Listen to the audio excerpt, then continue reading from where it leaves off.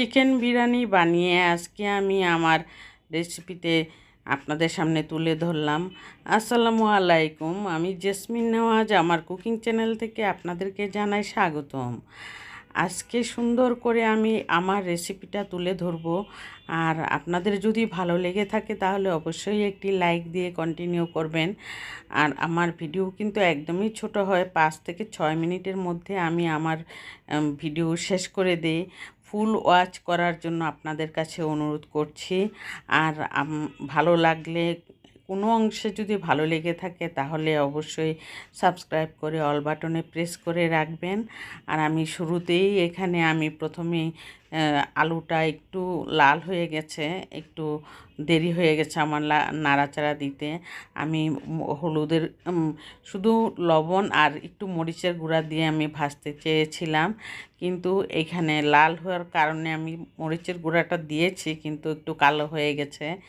আর এখানে আমি চিকেনটা কিভাবে ম্যারিনেট করে বসিয়ে দিব সেটা আমি আপনাদের সামনে তুলে ধরলাম। প্রথমে পেঁয়াজটা একটু বাদামি কালার হয়ে আসার পরে দিয়ে দিলাম বাদামের পেস্ট, তিন টেবিল চামচ বাদামের পেস্ট দিয়ে দিলাম। 3 টেবিল চামচ দিয়ে দিলাম এখানে আদা রসুন পেস্ট দিয়ে আমি ভালো করে তেলের মধ্যে ভেজে নিলে গন্ধটা, কাঁচা গন্ধটা আর থাকে না। সেজন্য আমি এখন দিয়ে দিব চিকেনগুলি। ম্যারিনেট করে রাখার যেই মশলাগুলি, সেই মশলাগুলি সম্পূর্ণ আমি এখন আস্তে আস্তে করে দিয়ে দিব। এখানে দিয়ে দিব লাল মরিচের গুঁড়া দিয়ে তারপরে দিয়ে দিব ধনিয়ার গুঁড়া, ভাজা জিরের গুঁড়া। এগুলি আস্তে আস্তে দিব। দেওয়ার পর লবণ দিব, দিয়ে আমি জাল করে নিব। পানি ছাড়া যতটুকু প্রয়োজন আমি অতটুকুই জাল করে নেওয়ার চেষ্টা করব। এখানে পাউডার দুধ দিয়ে দিলাম। টক দই দিয়ে আমার ভালো লাগে না, সেজন্য আমি পাউডার দুধ দিয়ে আমি রান্নাটা করে নেই।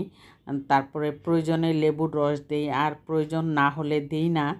আর সেই চিকেনটা জাল করে নেওয়ার পর আমি আলুটা দিয়েও চিকেনটা আমি ভালো করে জাল করে নিয়েছি।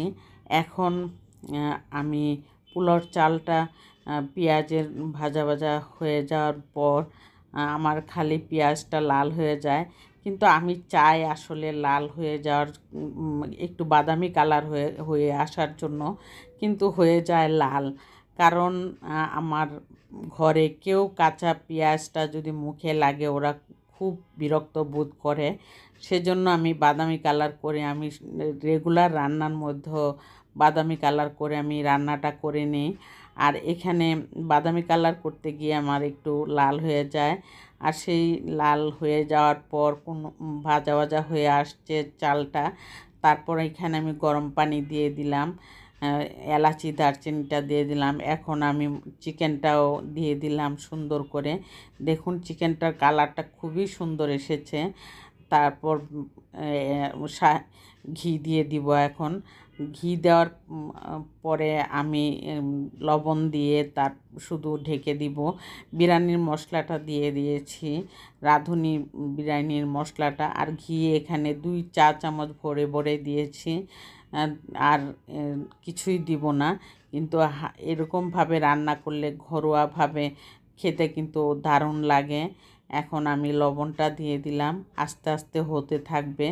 আর সেই কাঁচামরিচটা আমি সবার পরে দিব। আর আমি চিকেনটা যখন রান্না করি তখন রান্নার সম্পূর্ণ কমপ্লিটটা আমি দেখাতে পারিনি, কারণ ভিডিও অন করা আমি ভাবছিলাম যে অন করা, কিন্তু আসলে দেখি অফ করা। তবুও আমার এখানে চিকেনটা খুব সুন্দর কালার এসেছিল, দিয়েছি, খুব সুন্দরই লাগছিল চিকেনটা।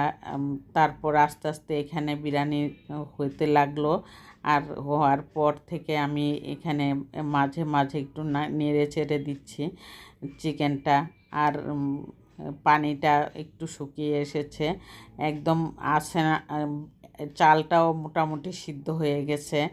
এখন নামিয়ে নেওয়ার একটু পরে আমি নামিয়ে নিয়েছি। নামিয়ে ভাবলাম একটা প্লেটে সার্ভিং ডিশে আমি বিরিয়ানিটা নিয়ে আমি আপনাদের সামনে তুলে ধরলাম। দেখুন কালারটা কত ভালো এসেছে এবং চিকেনটাও খুব সুন্দর এসেছে। ঘরোয়াভাবে খেতে কিন্তু দারুণ হয়েছে। আজকের মতো এখানেই বিদায় নিচ্ছি।